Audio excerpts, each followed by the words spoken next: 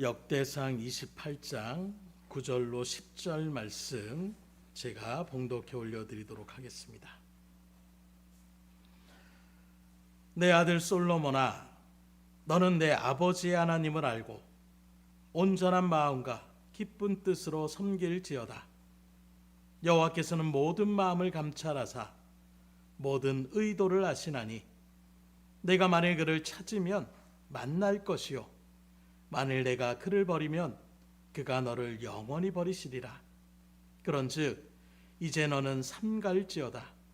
여호와께서 너를 택하여 성전의 건물을 건축하게 하셨으니 힘써 행할지니라 하니라. 아멘.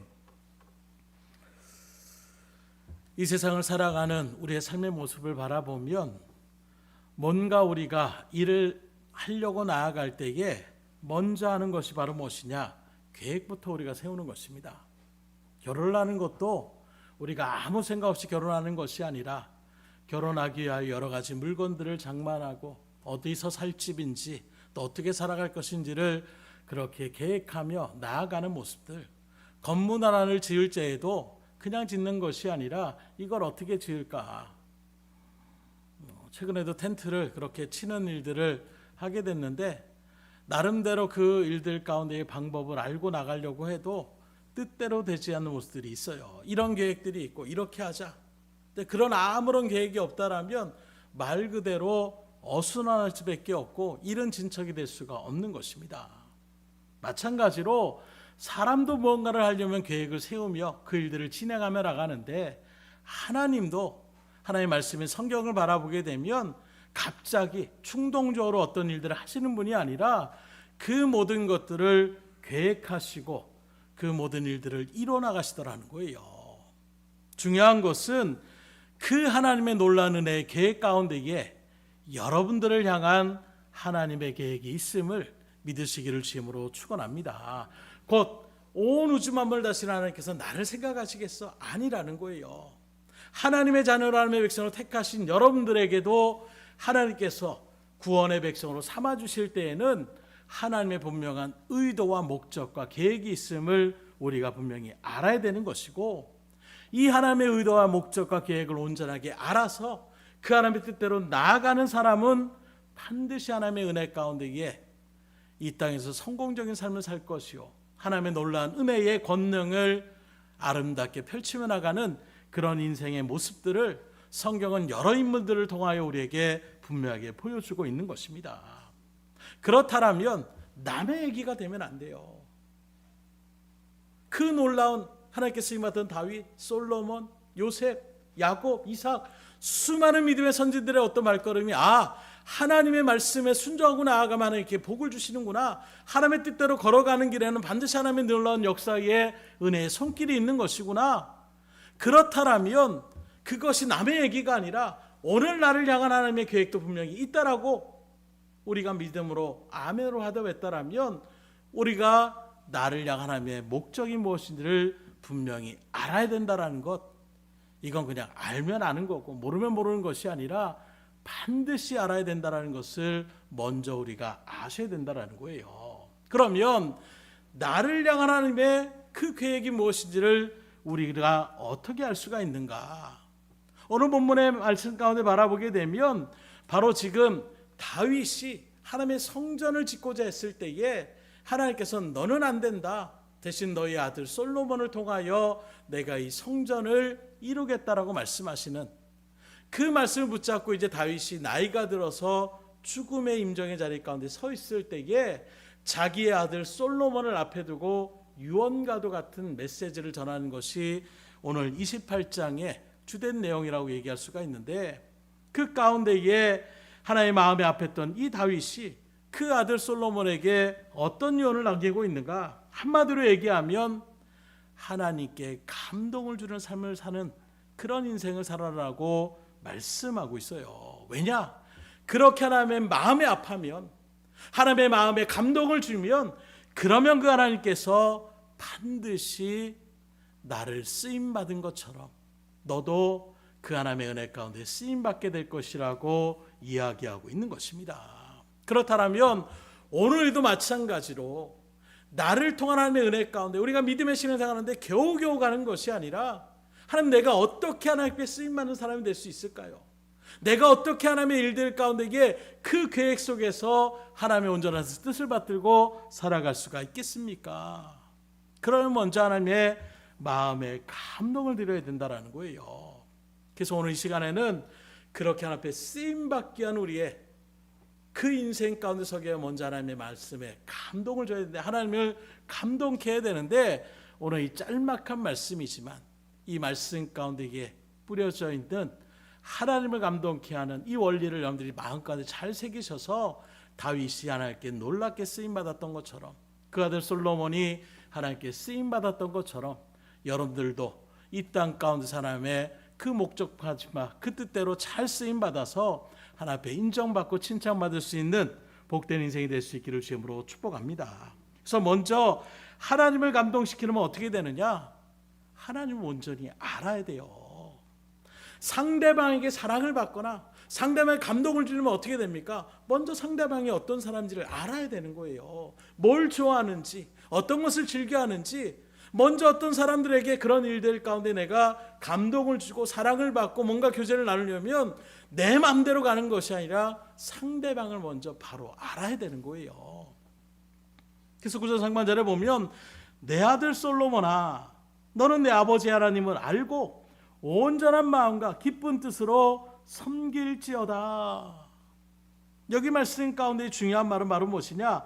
내 아버지 하나님을 알라. 그리고 온전한 마음과 기쁜 뜻으로 하나님을 섬겨라. 이 말씀이라는 거예요. 이 말은 한마디로 하면 내 아비가 누굽니까? 자기 자신을 얘기하고 있어요. 나를 봐라. 내가 하나님 앞에 얼마나 하나님을 알고자 했고 그 하나님을 섬겨하는 일들 가운데서 하나님이 이렇게 나에게 행하셨으니 너도 나와 같이 하나님을 바로 알고 그 하나님의 뜻과 목적대로 잘 살아서 하나님의 일들 가운데 온전하게 하나님을 섬기는 그런 일들 가운데 서라고 지금 말씀하고 있는 거예요. 그러면 우리가 어떻게 그 능하신 하나님, 모든 세상 이치를 다 꿰차고 있는 그 하나님의 그 목적과 뜻을 어떻게 우리가 온전히 알 수가 있습니까?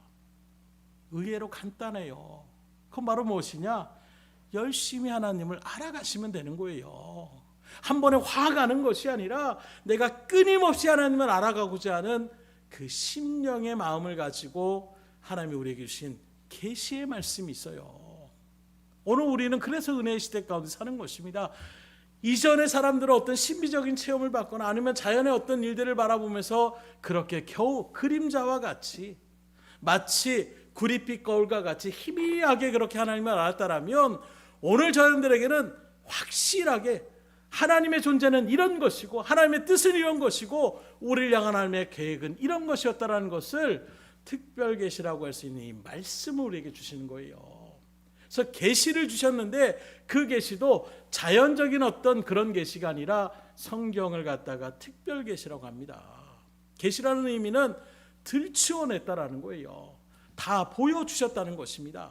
그러니 하나님의 말씀인 성경을 부지런히 여러분들이 읽고 묵상하시고 들으시라는 거예요. 그래서 말씀 좀 읽으세요. 말씀 읽어야 됩니다. 말씀 없이 우리는 살아갈 수 없습니다. 왜 그걸 강조하느냐? 그 이야기를 읽으라는 것이 아니에요. 글을 읽으라는 것이 아닙니다. 이 말씀 안에 하나님이 어떤 분이시고 그 하나님이 나에게 어떤 계획을 세우신 것이 이 말씀 안에 들어있기 때문에 그래서 말씀을 읽으시라는 거예요. 수십 년 동안 그렇게 교회를 다니지만 정작 말씀의 묵상의 자리 가운데 서지 않는 이런 일들 가운데 있으면 늘 위태위태합니다. 하나님이 지금 계신 것 같기도 하고 안 계신 것 같기도 하고 지금 내가 하나님을 붙잡고 나가는 것처럼 느끼기도 하고 내가 하나님 앞에 지금 떠난 것 같기도 하고 늘 불안할 수밖에 없어요. 그래서 부부간의 신뢰도 무엇입니까? 서로의 어떤 그런 오랜 삶 속에서 이제 뭐 세상 말로 하면 눈빛 하나만 봐도 지금 뭘 생각하고 있구나. 심지어 발걸음 소리 멀리서 이렇게 발걸음 소리 들어도 누가 오는 것이구나. 남편이 오는구나. 아내가 오는구나. 알 정도의 모습. 그만큼 계속 교제를 갖고 관계를 가지니까 알아갈 수밖에 없는 거예요. 마찬가지예요. 그래서 여러분들은 평생 하나님의 말씀을 읽고 묵상하시고 들으셔야 되는 것입니다. 그리고 그 말씀이 세상에서 얘기할 때에 그때 얘기했던 것이 이해하지 못할 때가 있어요. 특히 아이들에게 야, 너희 나중에 철들면 분명히 지금 아빠가 뭘 얘기하는지 알 거야. 그때는 못 알아들어요. 그런데 어느 순간에 그가 철이 들고 그 일들 가운데 있으면 아, 무슨 말이 그때 그 말이 이 이야기였구나 깨달아질 때가 있어요. 하나님의 말씀도 그렇더라고요. 이야기는 알아요. 맥락은 압니다. 그런데 어느 순간에 똑같은 말씀이고 똑같은 본문임에도 불구하고 내가 마음을 열고 말씀을 읽거나 하고 또는 간절한 심령 가운데에 성령의 정하심을 바라며 나아갈 때에 갑자기 그 말씀이 나에게 은혜로 확 와닿을 때가 있어요. 아, 하나님이 이런 분이시구나. 하나님 지금 나를 이렇게 붙잡아 주시고 이끌어 주셨구나. 그걸 깨달아질 때에 더 하나님 앞에 우리는 믿음으로 온전하게 나갈 수가 있는 것입니다. 그렇기 때문에 우리가 하나님의 일들 가운데서 다른 거 없어 하나님을 계속 만나셔야 돼요. 어떻게 만나느냐? 뭐 신비적으로 만나라는 건 아닙니다. 산에 가서 뭐 나무 붙잡고 그렇게 만나는 것이 아니라 하나님께서 주신 방금도 말씀드린 것처럼 특별히 계신 이 성경의 말씀을 읽으며 성령의 조명하심을 바라며 믿음 가운데서 기도하며 나가시라는 거예요. 그러면 하나님께서 깨닫게 하여 주십니다. 그러니 말씀을 부지런히 읽으며 나갈 수 있는 여러분들이 될 수 있기를 주님으로 축복합니다. 그래야 우리가 하나님을 감동시킬 수 있어요. 아, 네가 이제 내 의도를 좀 아는구나. 산수도 제대로 모르는데 뭘 시킬 수가 있겠어요. 말귀도 제대로 모르는데 뭘 시킬 수가 있겠습니까?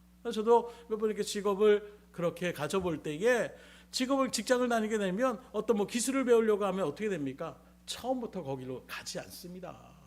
도구가 어떻게 쓰임을 받는 것인지 이 스위치는 뭔 스위치인지 하나부터 그런 것들을 다 알려주기 시작해요. 그래서 그걸 갖다가 인수인계라고 얘기하는 것처럼 그걸 먼저 습득하고 이 사람은 이게 뭔지 알겠어요. 그거잖아요. 알면 이제 현장에 투입하며 나갈 수가 있는 것입니다. 마찬가지예요. 하나님의 존재도 제대로 알지 못하는데 나를 향한 하나님의 계획도 제대로 알지 못하는데 나에게 하나님의 은혜를 주셔보세요. 엉뚱한 일에 쓰게 됩니다. 감당할 수가 없는 거예요. 두 번째로 하나님을 우리가 온전히 알려면 지속적인 교제를 가지셔야 되는 거예요. 한 번, 두 번으로 아는 것이 아닙니다. 말씀드린 것처럼 꾸준히 오랫동안 교제 가운데 있을 때에 하나하나 그전에 이해하지 못했던 부분들이 하나하나 이해가 되기 시작하는 거예요. 그전엔 알지 못했던 내가 과거에 이런 아픔이 있었고 내가 과거에 이런 일들이 있었어. 그런 얘기들을 하나하나 알아가면서 그래서 이런 반응을 했었구나. 그래서 그때 일들 가운데 이게 발끈했었구나. 그때 그런 마음 가운데 이게 눈물을 보였구나. 이야기를 계속 교제하는 가운데서 단시간에 되는 것이 아니라 계속해서 지속적인 교제 속에서 더욱더 깊이 하나님을 알아갈 수가 있는 것입니다. 그러면 그 하나님과 교제는 어떻게 합니까? 뭐 세상에 있는 사람들처럼 친구 만나자 전화 연락해서 이게 아니에요. 성경의 말씀 가운데 바라보게 되면 하나님과 함께하는 시간을 계속하시라는 거예요. 그럼 하나님과 함께하는 시간 여러분들이 잘 아는 것처럼 가장 기본적인 것이 예배일 수밖에 없어요. 그리고 말씀의 자리, 기도의 자리, 찬양의 자리, 전도의 자리, 우리가 익히 알고 있는 그런 일들 가운데 나갈 때에 그냥 내 힘으로 하는 것이 아닙니다. 찬양을 할 때에도 하나님 오늘도 나에게 은혜를 주셔서 하나님의 은사를 하나님께 영광을 마음껏 돌릴 수 있도록 인도하여 주시옵소서. 우리가 기도로 준비하며 나갈 때에 그 시간이 아닌가 깊은 교제 시간이 되는 거예요. 기도 시간은 말할 것도 없습니다. 전도하며 나갈 때도 마찬가지예요. 하나님 오늘도 내가 한 영혼들에게 하나님의 복음의 메시지를 담대하게 선포하며 나갈 때에 그 영혼들을 주님께서 인도하여 주시고 붙잡아 주시고 주의 생명의 말씀이 그들에게 증거되게 하여 주시옵소서. 기도하며 하나님 앞에 나아갈 때에 그는 하나님과 동행하는 삶을 살아가는 거예요. 그런 일들 가운데 있을 때 여러 가지 사건들이 일어나는 거예요. 제자들이 나타나는 것처럼 그렇게 나가서 2명씩 파송을 해서 왔는데 보고할 것이 많습니다. 주여, 우리가 정말 주의 말씀대로 그렇게 나가서 전했더니 귀신이 떠나갔습니다. 병이 고쳐졌습니다. 사람들이 환대를 했습니다. 또 어디 가서는 너 같은 놈들은 받아들이려니까 쫓겨난 적도 있습니다. 여러 가지 보고의 일들이 나타나는 거예요. 가만히 있으면 아무것도 느낄 수 없습니다. 주님과 지속적인 교제 자리 가운데에 나아가심으로 하나님을 더욱더 깊이 알아갈 수 있기를 주님으로 축복합니다. 그런데 안타까운 오늘날에도 이 하나님과의 교제 시간을 너무나도 우리가 잠깐 일주일 동안 여러분들은 얼마나 하나님의 교제 시간을 가셨습니까? 예배를 얼마나 드렸고 말씀을 얼마나 묵상했고 기도를 얼마나 했으며 찬송의 시간을 또는 전도의 그런 일들 가운데에 얼마나 여러분들은 하나님과 동행하는 삶을 사셨습니까? 더욱더 깊이 있게 하나님을 만나는 그 시간을 늘려갈 수 있기를 주님으로 축원합니다. 그렇게 나갈 때에 오늘 다윗은 자신 있게 솔로몬에게 얘기하는 거예요. 내가 살아가며 섬겼던 그 하나님, 내가 하나님 앞에 이런 은혜를 받았던 것처럼 너도 그런 은혜를 받기를 원한다. 여러분들이 자녀에게 정말로 모델이 될 수 있도록 지금도 하나님은 우리와 함께 하시고 살아계시고 역사하시며 하나님의 믿음의 일들 가운데 하나님은 이렇게 도와주시고 인도하신다라는 것, 저는 그런 일들 가운데 참 감사해요. 기도 사역의 길을 걸어가면서 보다 어찌 보면 체험적인 일들을 체험케 하여 주시고 그런 일들 가운데 아이들과 같이 교제 시간을 가질 때에도 담대하게 그런 이야기들을, 그래서 우리 아이들도 많은 것들을 그렇게 또 그 일들 가운데 체험케 해서 하나님의 일들 가운데서 점점점 확신 있게 그렇게 나아가는 그런 모습을 바라볼 때에 부모로서 또 믿음의 부모로서 그 자녀를 바라볼 때에 뿌듯함이 있을 것입니다. 여러분들도 먼저 하나님을 아셔야 돼요. 나도 하나님의 존재를 잘 모르는데 자녀들에게 어떻게 하려? 야, 나 하나님을 잘 모르겠는데 너는 좀 하나님을 잘 알았으면 좋겠다. 자녀들이 그 말을 잘 새겨들을 수 있겠습니까? 오늘 다윗은 확증이 있습니다. 내가 섬겼던 그 하나님을 너도 바로 알고 온전한 마음으로 기쁨으로 그 일들 가운데 섬김의 삶을 살아라. 이렇게 자녀들에게 믿음의 아름다운 유업을 나누셔서 자녀들까지도 주의 일들 가운데 크게 은혜를 누리며 나아가는 믿음의 자리에 서게 할 수 있기를 주님으로 축원합니다. 반대로 나는 그렇게 하나님을 아는데 정작 내 자녀들에게 하나님의 존재를 내가 등한히 여긴다라면 어떻게 되겠어요? 정말로 그 예수님의 비유처럼 지옥불에 떨어진 그 부자와 같이, 아니 부모님 그런 하나님이 분명히 알고 있었으면 나에게 정말로 철저하게 좀 알려주시지, 그랬으면 내가 이 자리에 가지 않는데 이렇게 자녀들이 그렇게 원성 가운데에 여러분들 부르진다면 어떻게 되겠습니까?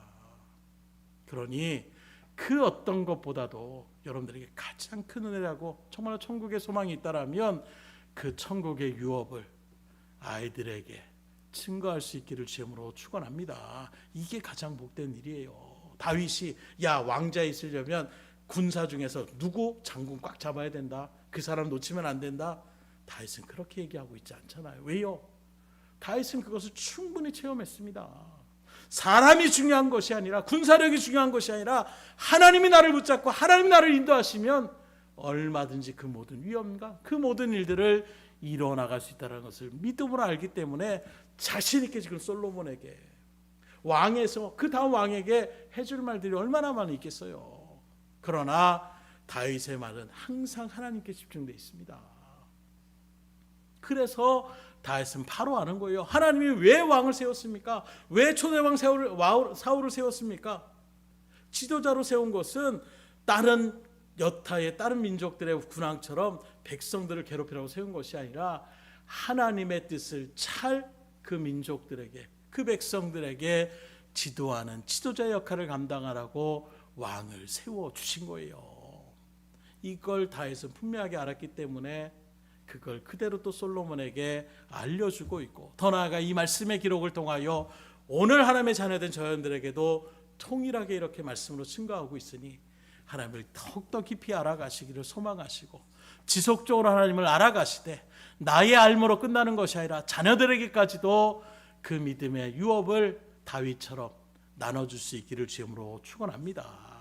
그럼 우리가 하나님을 깊이 알면 어떻게 됩니까?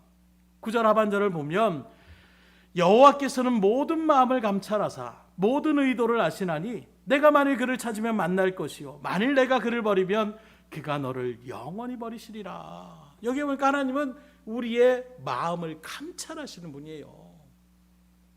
그 세상에 어떤 사기꾼들이 뭐 고민한 말을 하면 사람들이 막 거기에 혹하고, 요즘 뭐 보이스피싱이나 뭐 이런 일들 가운데 사람들이 거기에 막 손해를 보고 하는데, 하나님은 그런 분이 아니라는 거예요.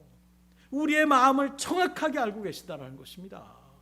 그리고 그 마음을 감찰하시는 일들은 무엇이냐? 속일 수 없다라는 거예요. 그래서 우리가 부지런히 하나님을 사랑하고 하나님을 섬기려고 하고 하나님의 뜻대로 하나님의 백성답게 그 일들 가운데에 주님께 나아가면 하나님은 우리를 만나 주시겠다라고 얘기하고 있어요.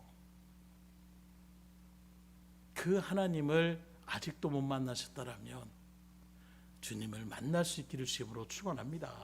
제 경험으로 보면 하나님을 지식으로 하는 것이 아니라 정말 하나님을 만났을 때에 그때의 신앙생활은 정말로 기쁨이 넘치게 돼요. 은혜가 넘치게 됩니다. 그냥 억지로 끌려오는 자리가 아니라 하나님의 은혜 가운데 주님을 친정으로 만나는, 그래서 만나는 게 너무나도 중요해요.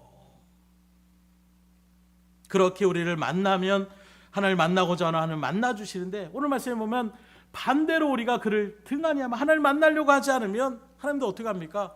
우리를 버리신다라고 얘기하고 있어요. 그래서 우리 하나님은 인격적이십니다.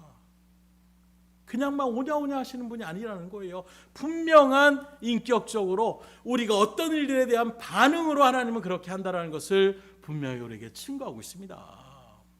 만약에 한번 생각해 보세요. 여러분의 자녀가 하나님께 버림받는다라면 여러분은 어떤 마음이시겠습니까? 있어서도 안 될 일이잖아요. 그러게 하나님을 온전히 알고 섬기도록 여러분들이 모델이 되셔야 돼요. 본이 되셔야 돼요. 여러분들의 뒤를 따라가는, 여러분들을 바라볼 수밖에 없는 그 영혼들의 참된 믿음의 본이 되셔서 진정한 믿음에 영향을 끼치시고, 더 나아가 그들에게 믿음의 아름다운 유산을 그렇게 나눠줄 수 있기를 주님으로 축원합니다. 이게 복받는 인생이고 복받는 가정이고 복받는 자녀라고 얘기할 수가 있는 거예요. 두 번째로 하나님을 감동시키려면 어떻게 되느냐?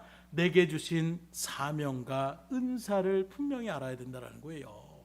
하나님은 하나님께 부름받은 모든 사람에게 사명을 주십니다. 반드시 사명을 주셔요. 기본적으로 우리에게 보편적으로 주신 사명인데, 그건 바로 무엇이냐? 복음을 전하는 사명입니다. 그리고 그런 일들 가운데 우리가 사명을 주시는 것으로 끝나는 것이 아니라 그 일을 감당할 수 있도록 은사를 또 주시는 분이 하나님이세요.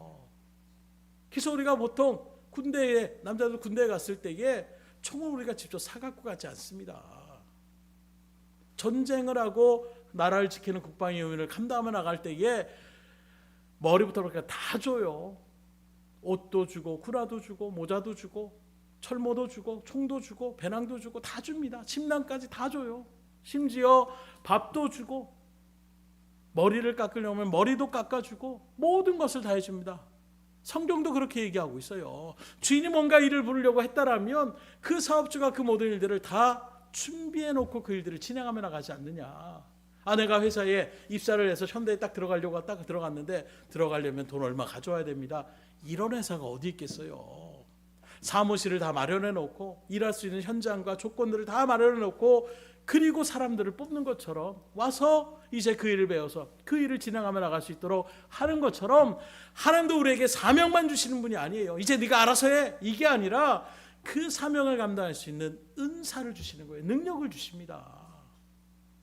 그런데 중요한 것은 무엇이냐? 사명을 우리가 모르면 은사를 하나님께서 주실 필요가 없는 거예요. 오히려 칼을 줬을 때에, 의사에게 칼을이라는 것은 그 메스로 사람을 살릴 수 있어요.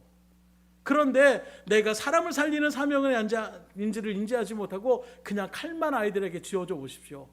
그것처럼 위험한 순간은 없을 거예요. 그래서 어렸을 때 아이들이 막 부모가 똑똑똑똑 하면서 그렇게 주방에서 칼질을 하며 나가면 아이들이 막 나도 그거 하겠다고 막 할 때가 있어요. 그러면 부모가 그걸 줍니까? 주는 부모는 이상한 부모일 거예요. 왜요? 그것이 어떤 의도고 어떻게 사용하는지, 사용하는 법도 모르고 왜 그걸 하는지도 모르는 아이한테 그걸 쥐어주면 오히려 그것은 사람들을 해할 수도 있는 거예요. 자신을 해할 수도 있는 것입니다. 그래서 하나님은 사명을 분명하게 아는 자에게 은사를 주시는 거예요. 능력을 주십니다. 근데 우리는 자꾸 능력만 달려고 그래요. 내가 뭘 해야 될지도 모르고 하나님 이거 주세요. 이거 필요합니다. 이렇게 되길 원합니다. 하나님 입장에서 바라보면 넌 아직 아니라는 것입니다. 준비가 안 됐다라는 거예요. 내가 너를 향한 계획이 뭔지도 알지 못하는데 왜 그걸 네가 필요하다고 달라고 하느냐. 마치 베드로가 그런 일들 가운데 너는 이제 나중에 스스로 띠를 띠는 것이 아니라 사람들에게 그렇게 잡혀가게 될 것이라고 주님께서 예언합니다. 그랬더니 베드로가 뭐라고 하느냐. 그러면 요한도 그렇게 됩니까? 그때 주님께서 말하는 거예요. 너희가 왜 그걸 상관하느냐. 너에게 맡겨진 길을 내가 얘기하면 그거 받아들여서 내가 열심으로 가려고 하는데 저 사람은요. 딴 사람 것을 왜 생각하냐는 거예요. 교회에 있던 일들을 하다 보면 그런 일들에 푸념을 하시는 분들이 가끔 생길 때가 있어요. 왜 딴 사람은 이렇게 하고 저는 이렇게 합니까? 이렇게 이야기할 때가 있습니다. 딴 사람이 중요한 것이 아니에요. 나에게 맡겨진 사명의 자리에 내가 온전하게 나가면 그때 하나님은 능력도 더하여 주심을 믿으시기를 주님으로 축원합니다. 그래서 오늘 솔로몬도 바라보세요. 다윗은 솔로몬에게 하나님이 부여하신 사명이 있다는 것을 10절에 바라보니까 그런즉 이제 너는 삼갈지어다. 여호와께서 너를 택하여 성전의 건물을 건축하게 하셨으니 힘써 행할지니라 아니라. 지금 솔로몬의 사명은 뭐라고 합니까? 너는 성전을 짓는 사명을 하나님께서 주셨어. 그 일을 힘써 네가 해야 된다라고 얘기하고 있습니다. 하나님께서 다윗에게 맡겨진 사명은 바로 무엇입니까? 하나님의 나라를 이루는 사명을 주셨습니다. 백성들을 이끌어가신 사명을 주셨어요. 그 사명을 주신 다윗에게 지도력도 주시는 것입니다. 사람들을 다스리는 은사를 주세요. 그래서 다윗이 도망자의 신분 가운데 있는데도 사람들이 막 찾아옵니다. 나도 당신의 부하가 되겠습니다. 나도 당신과 따라가겠습니다. 600여 명의 용사들이 다윗을 쫓아다니고 추종하는 거예요. 다윗이 나를 따르라 하는 것이 아닙니다. 하나님의 일들 가운데 온전하게 그가 하나님의 뜻을 붙잡고 나아가니까 사람들을 다스릴 수 있는 은사를 주시는 거예요. 그래서 다윗이 다시금 이스라엘을 통일 왕국으로 그리고 그 지역의 가장 강력한 그런 나라로 든든하게 세워가는 그 일들 가운데서 다윗이 쓰임을 받게 하여 주시는 것입니다. 그러나 그가 그토록 원했던 성전 건축은 하나님이 허락하시지 않는 거예요. 그렇다면 성전 건축의 사명은 누구에게 주셨느냐? 방금도 말씀드린 것처럼 이제 아들 솔로몬에게 주십니다. 그러니 이 솔로몬이 하나님의 아름다운 성전을 짓기 위해서는 어떻게 됩니까? 그 하나님께서 지혜를 주시는 거예요. 물론 솔로몬이 구하기도 했지만 그런 일들 가운데 하나님의 마음에 딱 감동을 주는 것입니다. 다윗도 감동을 주는 것처럼 솔로몬도 그걸 알고 하나님 내가 하나님의 성전을 짓고 이 백성들을 다스리러 나갈 때에 지혜를 원합니다. 하나님이 딱 그래 너가 맡겨진 사명이 뭔지를 알고 있구나. 그 사명에 맞는 지혜를 하나님께서 주시니까 아름다운 그 성전을 갖다가 지어 나갈 수가 있었음을 우린 바라볼 수가 있는 거예요. 그리고 하나님은 그 지혜와 더불어 사람과 물질도 솔로몬에게 더하여 주셨음을 우리는 또 말씀을 통해 분명하게 깨달을 수가 있는 것입니다. 자, 그러면 말씀드린 것처럼 다윗은 그런 은사를 받았구나, 그런 사명 가운데 쓰임 받았구나, 솔로몬은 그렇게 쓰임 받았고 그 일들 가운데 지혜의 은사를 주셨구나, 딴 사람의 얘기로 끝나는 것이 아니라 그럼 여러분들에게는 지금 하나님이 어떤 은사를 주셨냐는 거예요.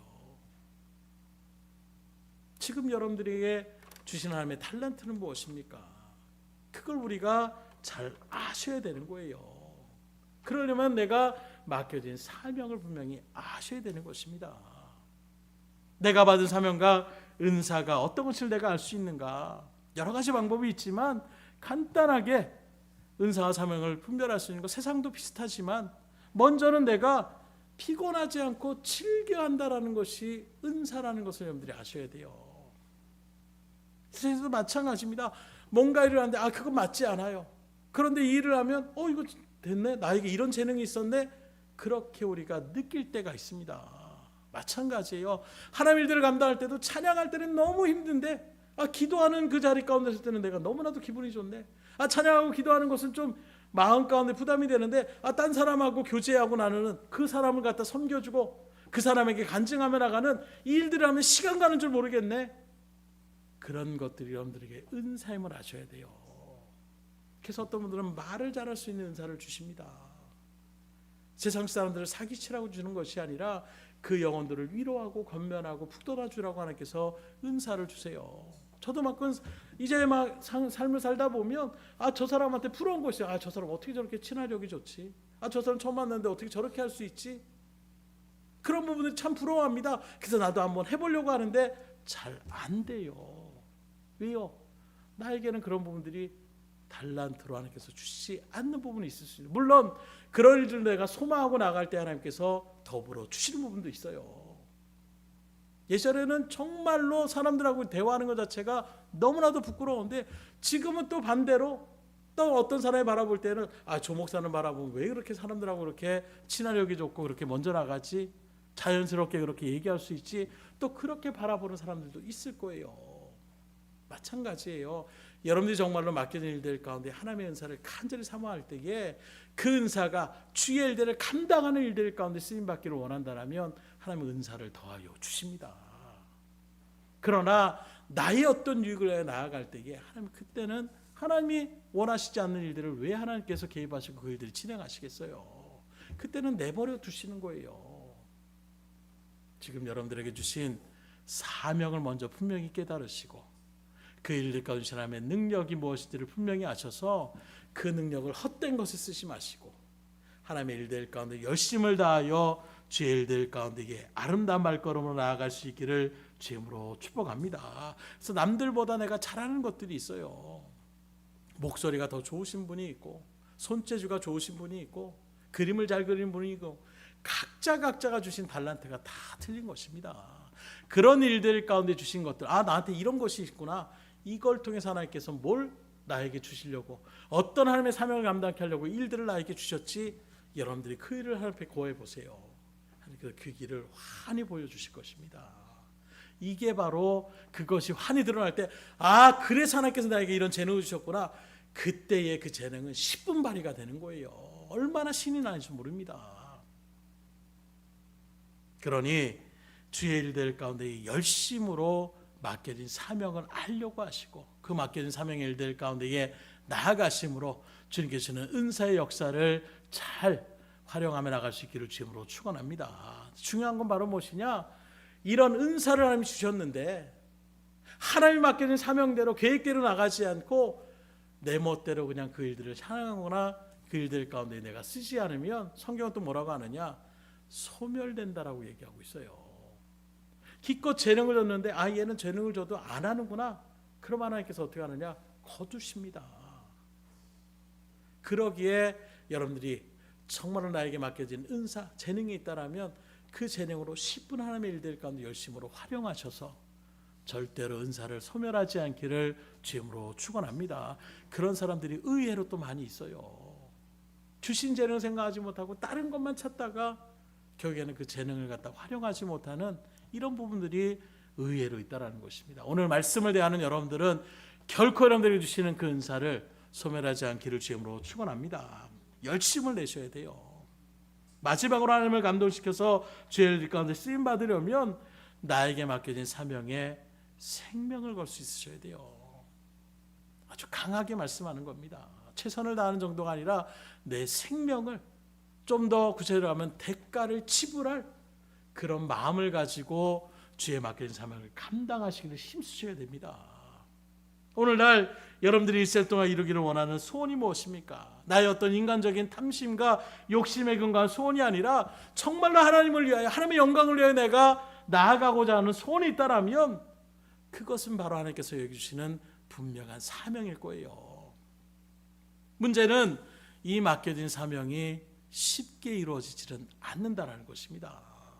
요셉도 그랬고 다윗도 그랬고 아브라함도 그렇고 마찬가지예요. 하나님의 계획과 그 뜻을 알고 그 뜻대로 나아갔습니다. 그러나 그 기간이 만만치 않아요. 그래서 중간에 포기하는 그런 말걸음들이 있습니다. 그러나 진정한 믿음의 승리자들, 하나님께 쓰임받는 하나님의 감동을 주는 사람들의 특징이 바로 무엇이냐? 실수할 때는 있어도 절대로 포기하지 않는다는 거예요. 물론 때로는 하나님의 강권적인 손길로 그를 깨닫게 해주셔서 너 그 길로 가면 안 돼. 이 길이 네가 가야 될 길이다. 너에게 한 계약은 이것이다. 알려주실 때가 있어요. 그렇게 알려주실 때에 믿음의 사람은 고쳐나갑니다. 그런데 안타까운 것은 바로 무엇이냐? 그렇게 알려주면 다 고칠 것처럼 느껴하지만 그렇지 않아요. 알려줘도 고집 부리고 난 그것만큼은 싫습니다. 안 하려고 반항하는 사람들이 있어요. 사울왕이 그랬습니다. 점점점 삐뚤어지게 나가요. 하나님께서 사무엘을 통하여 계속해서 그를 갖다가 붙잡아갑니다. 그러나 계속해서 사울은 엇나가기 시작하는 거예요. 변명만 있었습니다.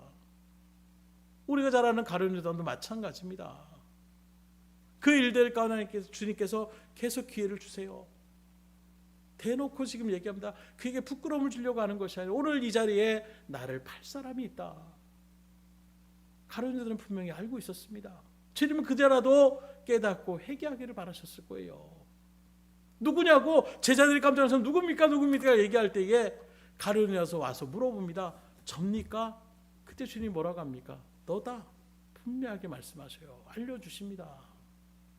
돌이킬 기회를 계속 주는 거예요.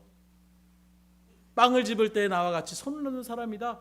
계속해서 가룟 유다에게 제차 3차 계속 주님은 너 정말로 그 길을 가면 안 된다라고 뒤에 주님께서 말합니다. 태어나지 말았으면 좋았을 존재였다라고까지 말씀하실 정도로 안타까이 여기시는 주님의 마음을 우리가 읽을 수가 있는 거예요.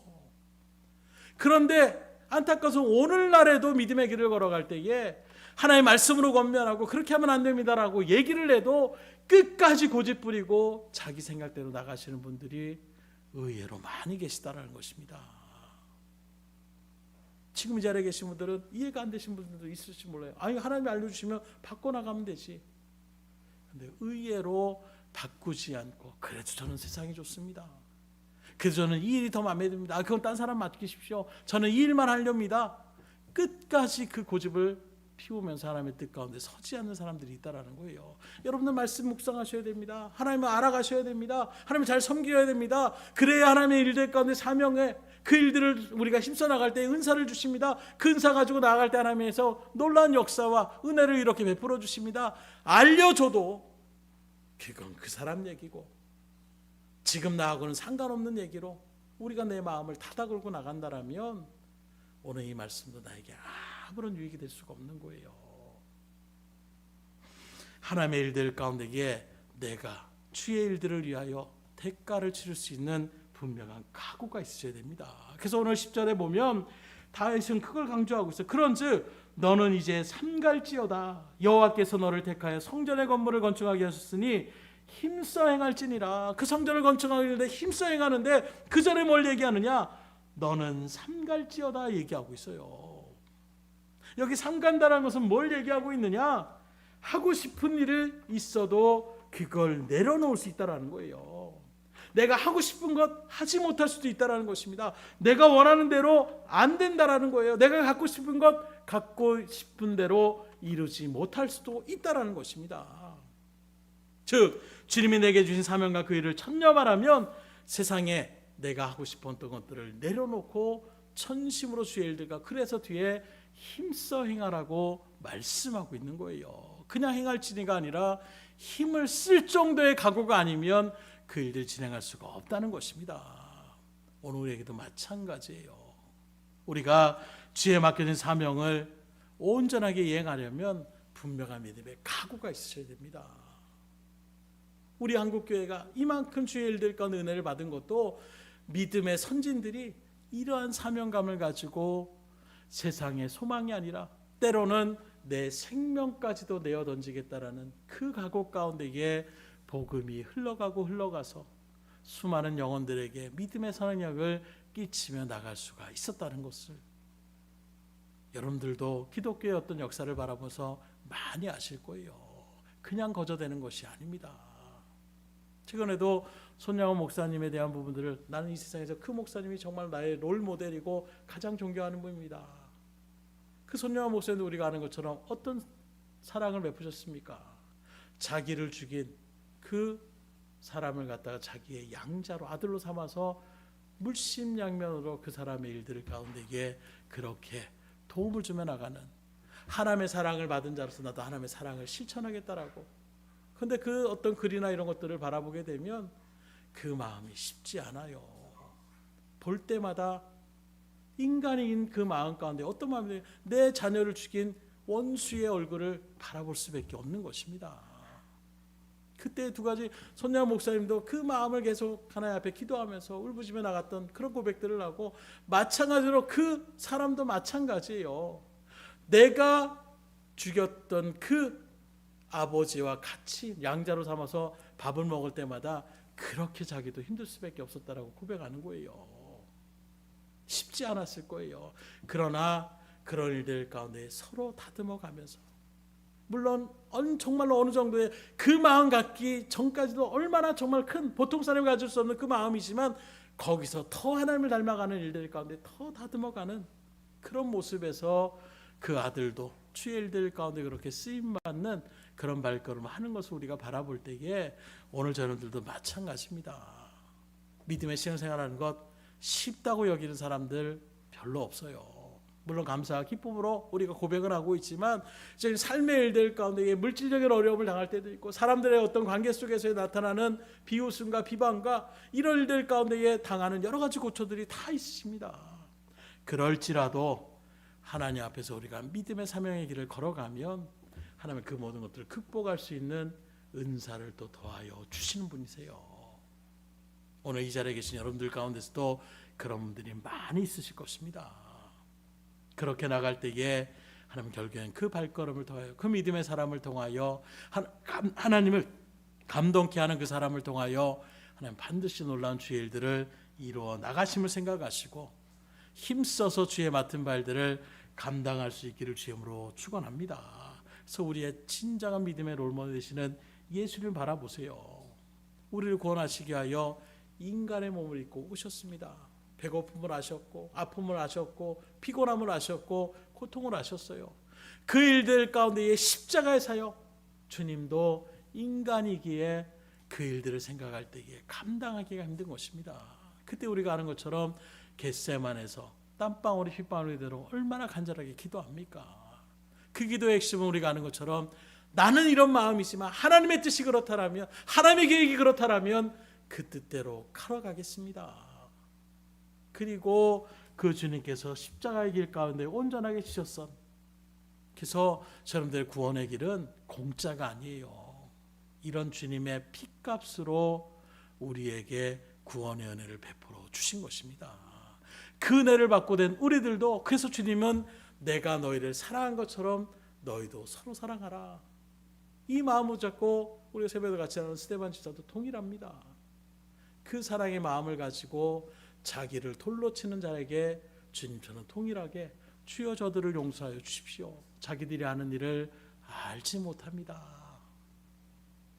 스데반뿐만이 아니라 수많은 믿음의 선진들이 그렇게 주의 일들 가운데서 나를 고문하는 자를 위해 기도하고, 나를 죽이러 나가는 그 사람들을 위하여 오히려 따뜻한 사랑의 음성으로 그렇게 하나님 앞에 기도하며 나갔던 그 발걸음이 그 영혼들을 변화시키고 주의 일들 가운데에 흐르고 올라서 오늘 그 은혜의 자리 가운데 여러분들이 자리매김하심을 우리가 잊어서는 안 되는 것입니다. 말씀을 드립니다. 하나님은 지금도 우리의 인생을 위하여 일하고 계시는 분이세요. 그리고 그 일들 가운데 하나님은 여러분들에게 분명한 계획을 가지시고 하나님의 목적과 뜻이 있습니다. 내 헌신과 봉사를 보시고 주님께서 감동하시면 그 일들 가운데에 우리가 주의 일들을 넉넉함으로 감당할 수 있는 능력을 주세요. 하나님은 우리 모두에게 막중한 사명을 주십니다. 그리고 그 맡겨진 사명을 감당할 수 있는 능력과 은사도 더하여 주셔서, 그래서 내가 하는 일이 아니라 하나님의 일이라고 우리가 표현하잖아요. 그렇게 하나님의 일들을 감당하면 하나님이 거기에 개입하시게 돼요.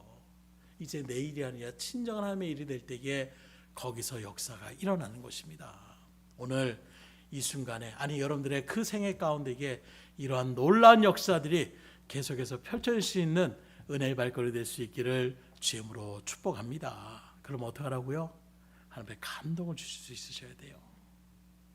맡겨진 사명을 바로 아시고 주님과 지속적인 관계 가운데에 서실 때에 이런 은혜를 누릴 수 있는 것입니다. 기도하겠습니다.